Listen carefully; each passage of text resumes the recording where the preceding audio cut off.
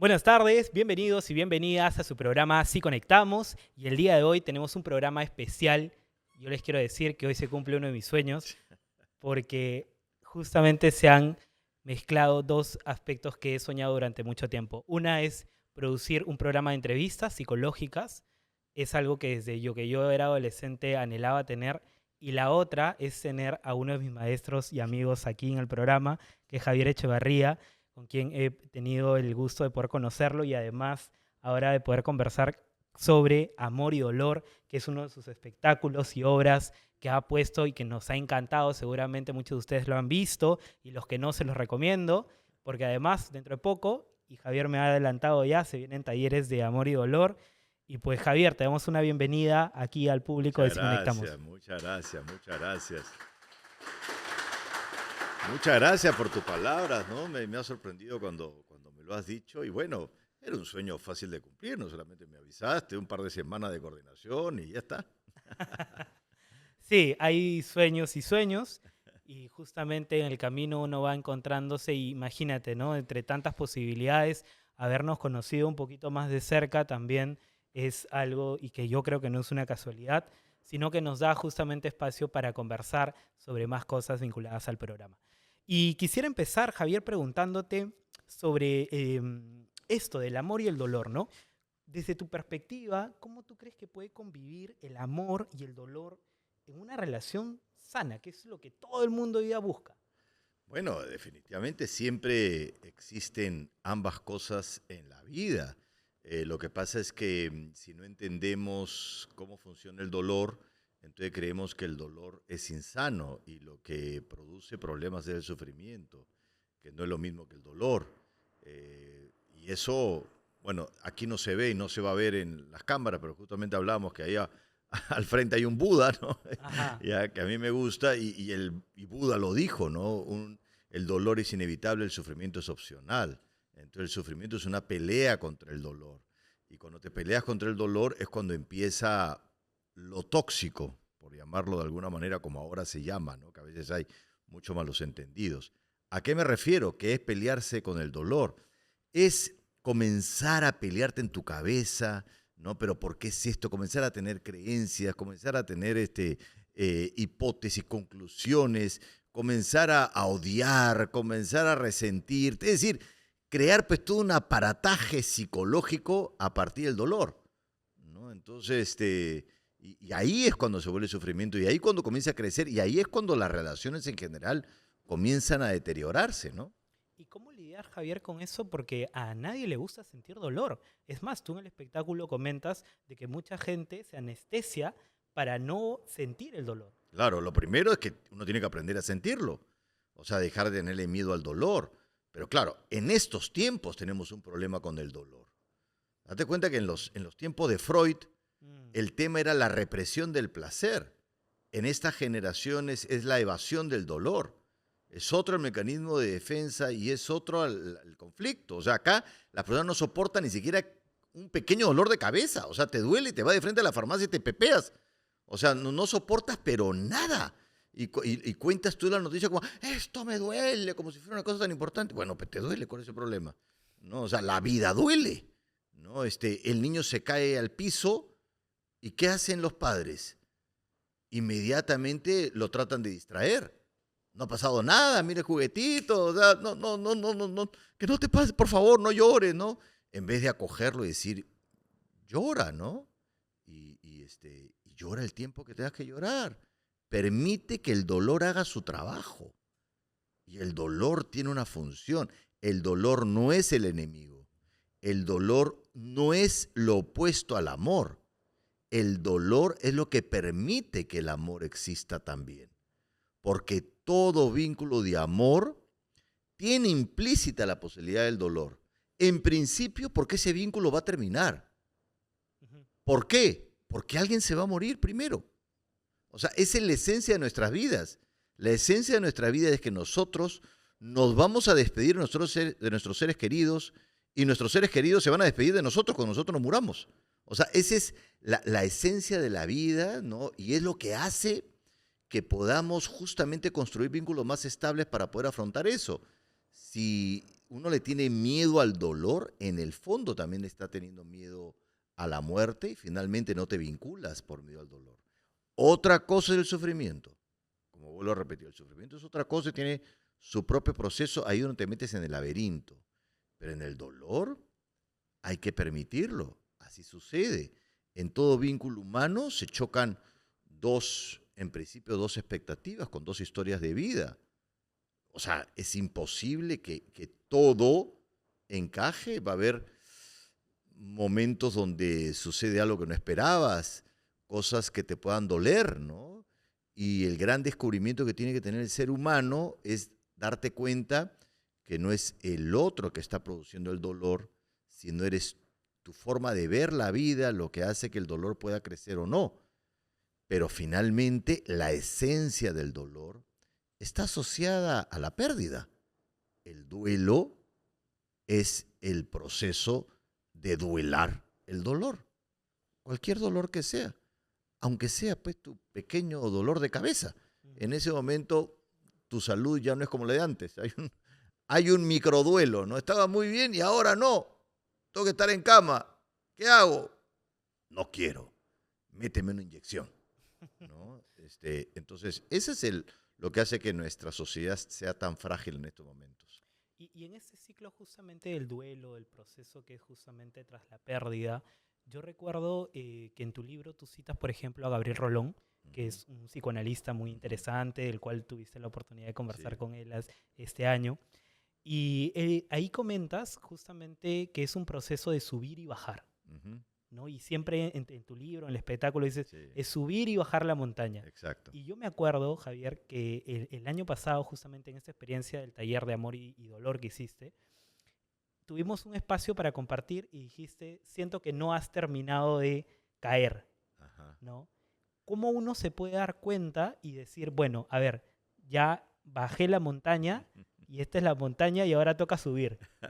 Mira, interesante porque no es lo mismo bajar que caer, ¿no? Ajá. Quizás el miedo de bajar es que caigas y por eso uno se resiste a bajar. Es inevitable también que cuando uno esté, si hacemos la metáfora de la bajada de la montaña, que yo la uso mucho, ¿no? A la hora de tú bajar una montaña, literalmente, tú vas frenando, ¿no? Si tú agarras velocidad, te caes. ¿No? Va frenando, pero igual te puedes resbalar, ¿no? Siempre hay un cierto peligro. Primero, para explicar la metáfora y que la gente, el público que está aquí lo pueda entender, yo lo uso como dos momentos de la vida donde tú estás en modo conseguir resultados, ¿no? Si ustedes están estudiando pues, en la universidad, quieres terminar, quieres pasar tu examen, ¿no? Vas buscando eso hasta que llegas a esa cima.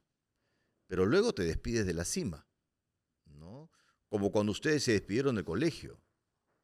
Hay una despedida. Ya no eres más colegial, ya no eres más menor de edad. Hay un pequeño luto, hay un pequeño duelo. Entonces, y luego de procesar eso, empieza una nueva montaña, la universidad. Termina la universidad y bueno, se acabó, ya no eres más universitario y de pronto ya eres un trabajador más haciendo tu cola para ver si alguien te contrata. Entonces ya no hay exámenes, ya no hay una estructura, ya la vida te da la bienvenida a decir, ahorita ya no hay nadie que te esté revisando. Entonces, esto de nuevo hay un pequeño duelo. Entonces, en ese proceso de bajada, a veces queremos intelectualizarlo. Los que somos psicólogos intelectualizamos bastante, ¿no? Ese es nuestro gran mecanismo de defensa y no nos permite a veces sumergirnos en ese dolor, entonces todo lo tratamos de entender. Te pongo yo una experiencia y en el libro también lo menciono, ¿no? Siempre se habla de que todo dolor tiene una lección, todo un aprendizaje, sí, pero eso se hace después de haber exprimido el dolor, ¿no? Pero a veces a mí me pasa que de pronto me sucede una de las cosas dolorosas. ¿Qué cosa me estará enseñando esto?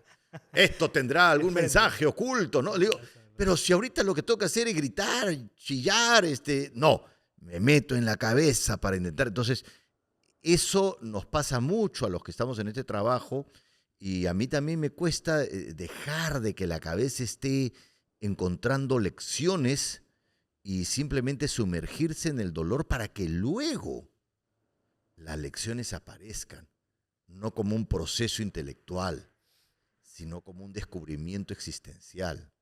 ¿Me entiendes? Entonces, eso es resistirse a bajar, ¿no?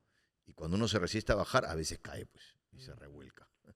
Y en este proceso tú justamente que comentas en el que uno va a tratar de comprender, ¿no? Comprender lo que le ha pasado o que ha pasado dentro, por ejemplo, de una relación de pareja, Ujú. sucede, y tú lo dices en el libro, que a veces queremos caer en diagnosticar al ex, ¿no? Y justamente a través de ingresar a TikTok y nos informamos y decir, ah, tiene toda la patología, todos los criterios para colocarle esa etiqueta. Claro. Y claro, nosotros, por ejemplo, acá tenemos público que son chicos que están estudiando psicología Uy, y es peligrosísimo, ¿no? peligrosísimo porque uno puede justamente caer en eso también. O Y, si no diagnosticas, porque vienen los amigos, de mira lo que me ha pasado, y ajá, tú también sacas tu diagnóstico, ¿no? Tu manual para decir lo que está pasando es que tu diagnóstico es este y el diagnóstico de la otra persona es el otro. Sí, pues. Lo que pasa es que ahí hay dos elementos importantes, ¿no? ajá. Primero, esta tendencia que tenemos en estos tiempos de victimizarnos, Ujú, y cada vez que diagnosticas a la otra persona, tú estás evadiendo tu responsabilidad.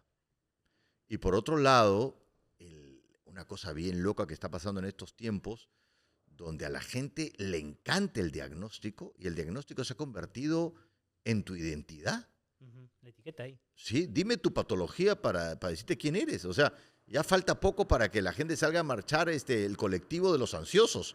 ¿Me entiendes? O sea, todo el mundo quiere tener su camiseta. Es decir, son tiempos donde todo el mundo quiere tener camisetas y no tantos rostros, ¿no? Entonces, y por eso es exceso de diagnósticos, creo yo, ¿no?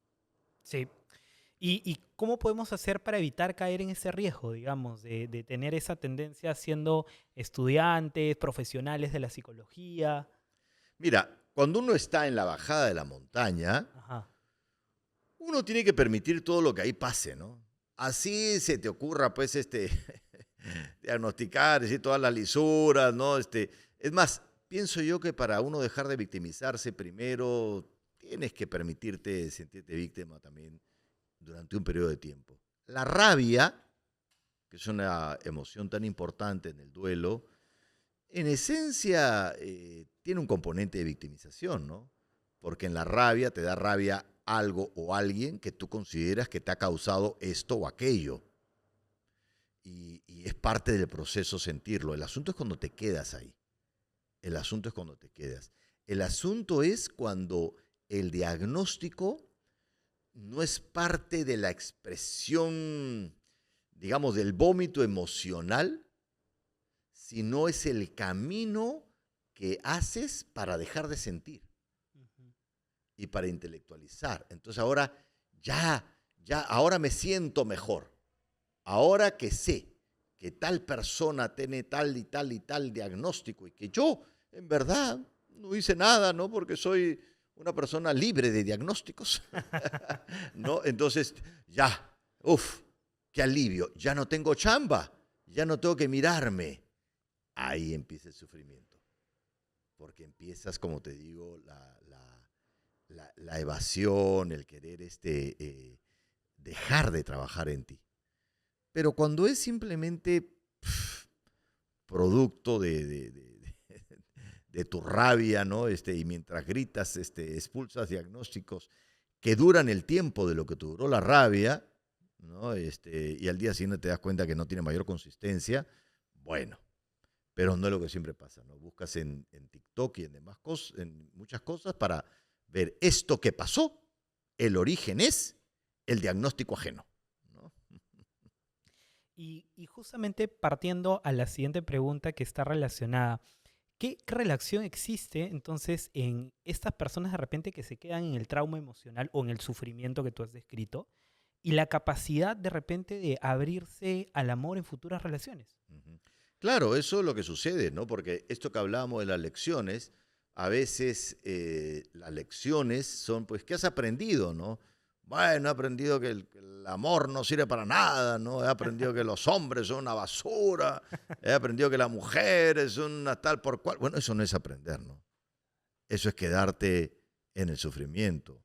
Eso es darte cuenta que tu capacidad de amar se ha reducido. Mm, Eso es darte cuenta que el dolor no ha hecho su trabajo, porque el único trabajo del dolor es hacerte una mejor persona.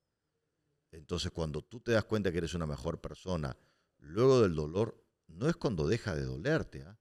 Porque hay dolores tan grandes que el solo recuerdo puede de nuevo volver a sentir eso. Cuando seres queridos muy cercanos han fallecido, es inevitable que en cada Navidad o si ves la foto, qué sé yo, recuerdes y te duela. El asunto es, pero después de eso, todo este proceso me hace una mejor persona, es decir, tengo más empatía, ¿no? Eh, Me entrego más a los demás. De pronto ese ser querido se fue y yo siento que no compartí tanto el tiempo, no me va a volver a pasar, por tanto ahora sí me entrego mucho más a mi familia, a mis amigos, ¿no? Valoro más los vínculos. Entonces, bueno, tuvo su trabajo, tuvo su sentido, ¿no? El dolor adquiere un sentido. Luego, como te digo, de un largo proceso, no al inicio. Pero cuando eso no sucede, te quedas pues con un corazón chiquito. Y mientras más dolor es más chiquito el corazón. Mm, Y como tú decías en alguna de estas entrevistas que comentas sobre amor y dolor, mientras la persona no aprenda su lección, vuelve nuevamente a repetir el ciclo porque parece ser que la vida le regala varias oportunidades para que vuelva a aprender y ya si no lo ve. Y no solamente en tu vida, ¿no? Sino de generación en generación. Claro. Si ustedes han encontrado algo no procesado en tu papá o tu mamá, te aseguro que viene de tu abuelo y tu abuela. Y si tú no lo trabajas, tú vas a reproducirlo a tus descendientes, ¿no? O sea, el asunto es quién rompe el ciclo. ¿Quién rompe el ciclo? Y en ese sentido, digamos, ¿qué mecanismos psicológicos se pueden activar en ese ciclo de repetición de patrones del dolor en relaciones amorosas? Claro, siempre el punto de partida, y lo más difícil, es el tomar conciencia, el darte cuenta, ¿no? Y en esa toma de conciencia, porque la conciencia va abriéndose de a pocos, ¿no? Al comienzo, y es inevitable, habíamos hablado del diagnóstico, Mm, es inevitable que tu primera conciencia sea sobre lo que pasa fuera de ti, ¿me entiendes? Es lo primero, darte cuenta que tal persona te ha producido tal o cual cosa. Así no haya sido parte de la causa, como un bebé que se cae al piso, como habíamos hablado, y tú lo levantas, de pronto te tira un manazo, porque cree que como tiene dolor, pues alguien lo ha hecho. No, no es que él se ha tropezado, alguien lo ha hecho, ¿no? Entonces, a la primera persona que ve la responsabiliza, porque el cerebro es inmaduro, pero hay muchos adultos con cerebro de bebé, con cerebro inmaduro, y siguen responsabilizando al otro. Entonces, en un principio, tu conciencia evidentemente tiene que ver sobre el contexto, de qué manera el contexto te ha moldeado. Sí, porque el contexto nos moldea. ujú. Sí, pero también nos moldeamos a nosotros mismos. Así es, y no hay Y, nada tam- determinado. y también nosotros moldeamos al contexto. Entonces, en la medida que vas profundizando en tu consciente, te vas dando cuenta, sí, el contexto me ha moldeado, pero yo permití el moldeamiento y yo lo estoy haciendo y yo también estoy moldeando. Es decir, yo soy parte de la co-creación.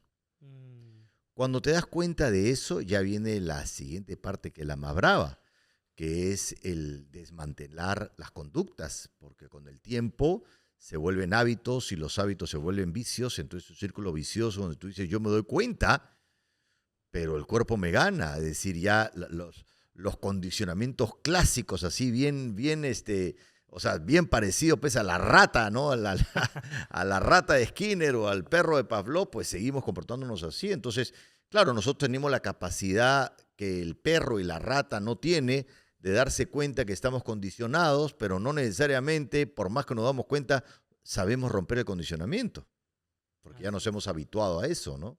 así es. Y yo recuerdo que en esta obra del poder de la cocreación que tienes, también comentas sobre esto de la ganancia secundaria, Sí, claro. ¿no? Que es justamente lo que a veces nos puede hacer quedarnos en ese ciclo de sufrimiento, enganchados, para no avanzar porque ya hasta placer y disfrute hay en ese sufrimiento. Siempre, si te pones a pensar, es difícil de encontrar, pero es más difícil asumir que una persona está enganchada al sufrimiento sin que no haya un placer escondido. Pues si no, ¿cómo te enganchas? Mm, ¿Cómo te enganchas en una situación? O sea, un adicto a las drogas, si es adicto a las drogas, porque en esencia la droga le gusta. O sea, la droga le da un placer. Le trae 1000 perjuicios. Su familia, su vida, todo es un desastre. Pero la droga le da un efecto. Y eso es lo que le es difícil de soltar, ese placer escondido dentro de todo ese dolor, ¿no? Si un día ese drogadicto se mete en la inyección o consume lo que fuera y de pronto no siente nada, entonces no va a seguir siendo adicto. Si una persona agarra su cigarrillo, ¿no? Y se lo pone en la boca y de pronto siente rocoto, ¿no? Y dice, pero esto no, ¿qué pasa? Ya no tiene el sabor. Imagínate que le haces un efecto en el cerebro y ya no siente el sabor, va a ser más fácil dejarlo, ¿no? Entonces, eso pasa con las adicciones, también pasa con las emociones, que nosotros somos adictos a las emociones, entonces también tenemos nuestra droguita escondida detrás de los sufrimientos instalados en nuestra vida. El tema es encontrarla. ¿Y cómo entonces salir de este mecanismo, empezar a sanar y a curar? Claro, primero hay que encontrarla, ¿no? Pongo yo un ejemplo. Cuando una persona tiene mucha tendencia a la victimización, ¿no? Quien se coloca en posición de víctima sufre. O sea, no es una situación placentera, no sentir que, no, yo soy no, pobre persona, que esto. Pero hay una ganancia secundaria. Queda claro que es el más bueno o la más buena de la historia. Se está robando la bondad ajena porque el más bueno o la más buena eres tú. Los malos son los demás. Y esta sensación de sentir, mi vida es una desgracia, todo va mal, pero en el fondo, qué buen ser humano que soy, ¿no? El infierno son los demás, decía El infierno Sartre. son los demás y yo, caramba, qué buen ser humano. Un poquito de cielo me estoy ganando, ¿no? Hace que te puedas quedar en eso. Y de pronto, esa persona que se coloca en eso, si de pronto sucede algo que le hace tomar conciencia que ha generado daño, por pequeño que sea, puede ser más insoportable que todos los golpes que recibió. Wow. Porque ahí sí le quitas la ganancia secundaria. Y yo recuerdo que tú propones como camino también en algunos momentos este momento de conversación, sobre todo si está relacionado a estos vínculos que se pueden reparar, que se pueden sanar dentro de casa, ¿no? ¿Cómo tú abordarías esas conversaciones? ¿Qué sugieres para abordar esas conversaciones? A mí la conversación me parece potentísima y por eso me encanta conversar. Yo no sé en qué momento le pusieron la palabra podcast. La gente lo usa, pero a mí me gusta más la palabra conversación. No entiendo. Antes le ponen nombres nuevos a temas antiquísimos, ¿no? Y claro, yo sé que el podcast viene porque antes eran pequeñas cápsulas, pero ahora se hacen conversaciones largas como la que estamos haciendo. Sí. Y la conversación para mí es lo que produce la conversión, que algo se convierta. Una buena conversación es cuando realmente las dos personas están dispuestas a que algo cambie. Que no es lo mismo hacer tu pliego de reclamos, porque dice, voy a hablar con mis papás o voy a hablar con mi pareja, qué sé yo, pero necesito conversar y terminas yendo con tu pliego de reclamos, ¿no? Para ver si en esa negociación sindical tienes tú la razón, ¿no? Entonces, claro, ahí no hay conversación posible, ¿no? Entonces, no, y también caemos mucho los psicólogos en eso, ¿eh? Terminamos sin darnos cuenta, alimentando esa victimización y terminando siendo como jueces